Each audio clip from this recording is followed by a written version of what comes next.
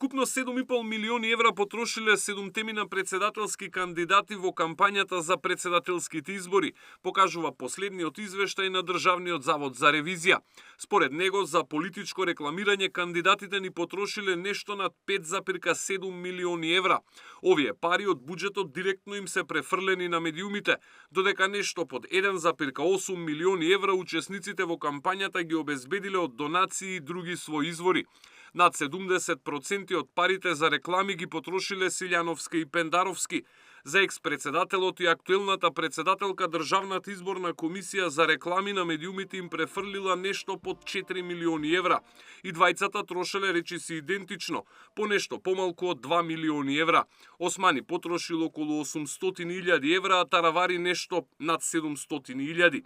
Најмалку пари потрошил лидерот на Знам, кој за цела кампања се рекламирал за нешто над 100.000 евра. Најголем дел од рекламите или 3/4 председателските кандидати ги пласирале во телевизиите, кои заедно од кампањата инкасирале 4,2 милиони евра. 19% од рекламите оделе на интернет порталите, 7% на радијата, а само 1% во дневните весници.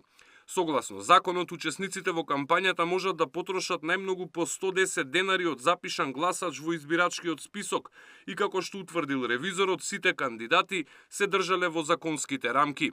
За потранспарентно финансирање на изборната кампања, Државната ревизија предлага серија измени во изборниот законник во насока на подобро следење на трошењето за рекламирање, движењето на средствата собрани од донации и следењето на дистрибуцијата на рекламните кампањи на интернет порталите. Александар Спасовски, Сител телевизија.